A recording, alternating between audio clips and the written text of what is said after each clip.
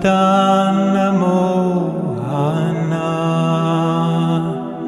Gopala Govinda. Does anybody have any question? Can I just say any kind of question is fine? And I also tell people there's no such thing as a dumb question or a silly question. Anybody that wants to ask anything that they think will help them move forward in their spiritual journey, it's of great importance. Where and when did your meditation journey begin? Me? I started when I was about 14 years old. My body is 74. And I had become a little bit disillusioned with conventional religion and the things that were proposed. And I grew up in a little tiny town in New Zealand, like 3,500 people. And you just couldn't find information. But I came across information that started me on an Ashtanga yoga practice, which I did for a number of years. I moved from New Zealand to Australia when I was 18, just going 19. And I met one of my spiritual teachers who was visiting at the time. And I was so utterly impressed that he knew what's going on and he had real answers. And so I followed him back to India. It was kind of nuts. I went on a one-way ticket with $14, a do-or-die mission to Calcutta. And I spent maybe 2.5 years living there as a monk, a brahmachari, and engaged in beginning of my studies. And then I went with a friend out to Southeast Asia, to the Philippines, to open an ashram there. And I ended up living there for about 35 years. I was based there, traveling a lot. And then I stayed in Hawaii for 6 years, and then went back to New Zealand 2016, full circle. So for me, it's been a lifelong preoccupation. And then I feel tremendously blessed with many of the wonderful gifts that have been shared with me, and so I feel I have a great responsibility to try and repay that debt by sharing with others what I have been given. So that's been my focus.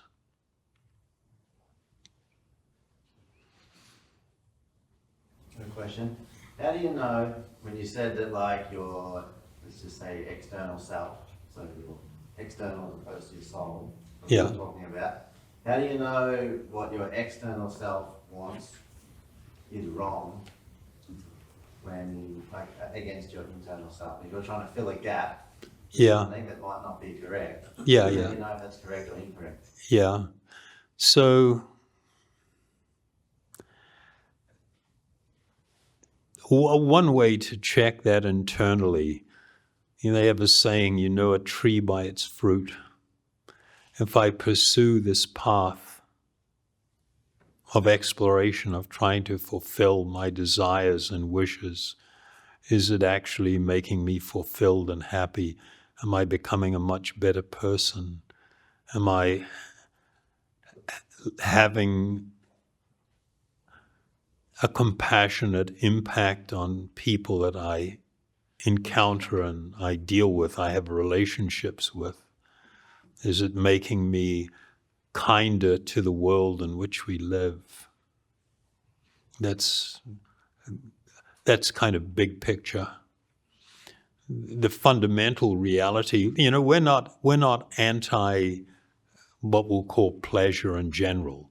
The desire of the soul is to experience pleasure. The problem is that when I only try to fulfill that need on a superficial level, I can have tremendous rushes. I can have exhilarating experience, but it doesn't really make any difference to me in the long run. It doesn't make me more whole and complete. It doesn't fill up the emptiness. So in almost all yogic practice, they also have guidelines for living. So in the Ashtanga yoga process, they call it yama and niyama. Things that you should adopt and things that you should push away, because it begins to condition you. We become conditioned by our choices and the actions we take and our experiences. It conditions us to quite often keep going down the same path, but harder and faster, rather than trying to rise above it and look for a better way. And so yama and niyamas, they were principles that people adopted, because what it did, it kind of gives you a better platform to function off. And that better platform quite often was living a life of temperance. Are you familiar with that word? Temperance, not excesses, where you really exercise some control over things. And the reason people can do that is because they have some sort of like higher ideal that they're aiming for. So is that sufficiently answer the question or not? Sort of. Sort of. No, good enough. Good enough.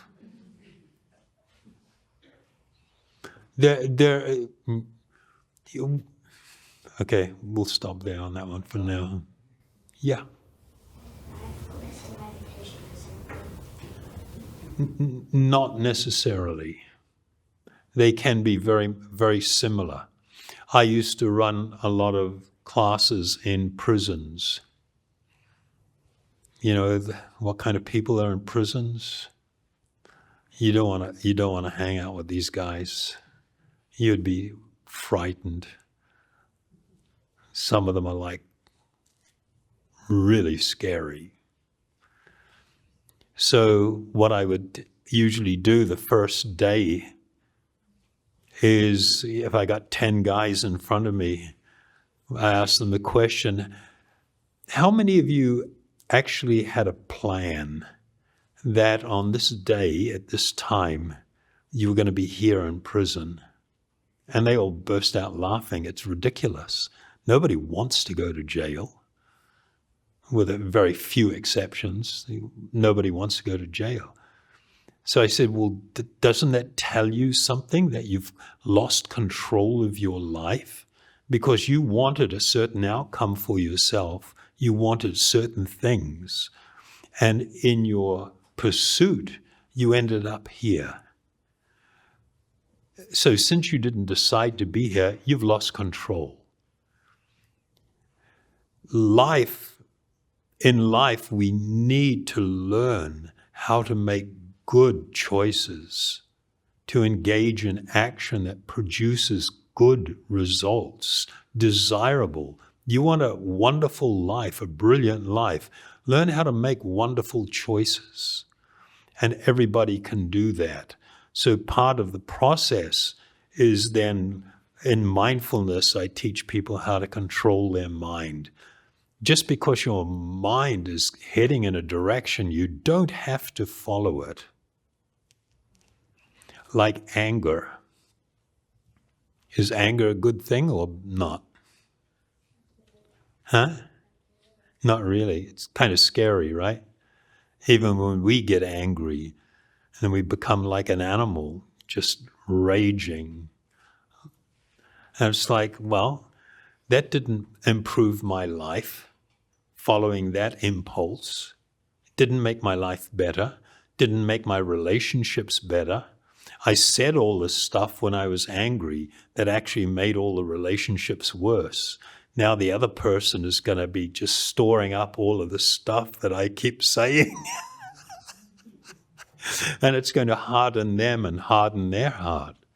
And it's kind of like, well, if it's so unproductive, no, not unproductive, it's so counterproductive, why do we keep thinking that this is the only avenue that we have? Just because I get pissed off about something, it doesn't mean that allowing anger to take over is the way to find some good resolution to the thing that I'm bummed about. I can intimidate somebody to follow me, but, maybe they're going to stab me when I'm asleep. Really, intimidating somebody doesn't make life better. It makes everything worse. So I would teach these guys that, and in a prison environment, it's just like an ocean of testosterone. And everybody's just like, everybody's just going at each other. There are opportunities to assault other people and everything. And it's sort of like, so I tell them, as soon as you feel emotions rising, don't say anything, don't do anything, don't make any decision. You need to first calm way down. And you may need to ask for a timeout. Let me go and deal with this and get my head straight, and I'll come back and address your concern. But right now, I've lost control, and anything I say is not going to make it better. Can you give me a little while, and I will come back and we will deal with it. Then go away, do some of your pranayama, your breathing, or some of your chanting, and when you've calmed down, think about how do I deal with this? How do I deal with this to make my life better and perhaps that other person's life better? And come back and re-engage with some intention. Not that you've become a victim of your own emotions, but now you're actually positively engaging, trying to produce a better outcome. That practice is mindfulness.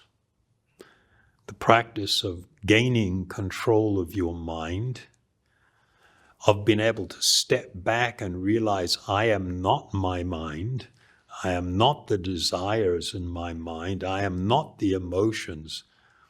They shouldn't be dragging me around. I should be utilizing my mind for my own purposes, rather than being dragged around by it. When you engage in meditation, that mindfulness practice becomes easier because you begin to increasingly experience that's not me, this is covering me. And I need to be in control of what's going on here, not that this is controlling me. In the Bhagavad Gita, it says that the mind can be one's greatest friend or one's greatest enemy. People don't think that their own mind can be their greatest enemy. When you surrender to your mind and it impulsively just drags you everywhere, your life will be very sad and unhappy. Okay? It's a pretty long answer, yeah? For a short question. That probably leads on to my question. Yeah, we're going back there. Yeah, so Before her arm drops off. you talked about the pain caused by ignorance. Yeah. And maybe something that we have inside us that is against a belief or a behaviour, I suppose. Yeah. So going on to what you were just saying, how then can we direct our mindfulness to identify that ignorance, to change it, to Yeah. make our outlook better, to reduce the pain and the pressure of Yeah. that, holding that. So along with the practice of meditation, people are encouraged to cultivate what we broadly call yoga wisdom, to hear about and to consider another point of view, perhaps a spiritual point of view, and perhaps looking at that in relation to my life and experimenting. Let me try this and see if it makes a difference. So, you know, I have a website with a few hundred videos, that some of which you may find helpful. Most of the stuff I've put on there at charyadas.com most of the stuff I've put there is practical things in life to try and help us in this journey through life to live a more grounded, a better life that produces better outcomes. And then we engage in the meditation process. You know, the meditation process will also quite spontaneously, not like constant, but sometimes you've got something and it's like, what the hell am I going to do in this situation? And sometimes they go away and chant, engage in some meditation. And then at some point there will suddenly be perhaps, oh my God, maybe I could try this. Maybe I can deal with it in this way. And we'll have some inspiration how to make good choices. How do we do that at home?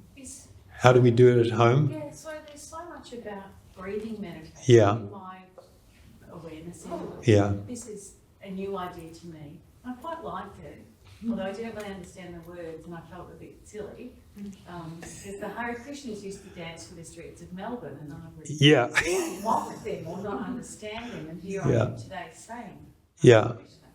yeah, I don't know if that's part of my question, but do you do this at home? Do you put on an app? Yeah. We've got stuff on the web that you can hook into. So maybe you can talk to that lady at the back there. She's very nice. And these guys over here, we've got a couple of, the two that came up, they can be of help to direct you. We have a lot of online resources. The word hari means that which removes the burden of our heart. That transcendental potency or spiritual potency that lifts the burden of our heart. And bol means literally like saying. So Hari Bol means to chant the transcendental sound of that spiritual reality that will lift this great burden of my heart. Nitai is short for Nityananda. Nityananda. Nitya means eternal. Ananda is great blissfulness. So it's describing an extraordinary spiritual experience, eternal blissfulness. That is the product of meditation, of self-realization and God-realization. And Gaur is short for Gauranga, which was the mantra they used at the beginning, which literally means something like the Golden Lord or the Golden One or the Effulgent One.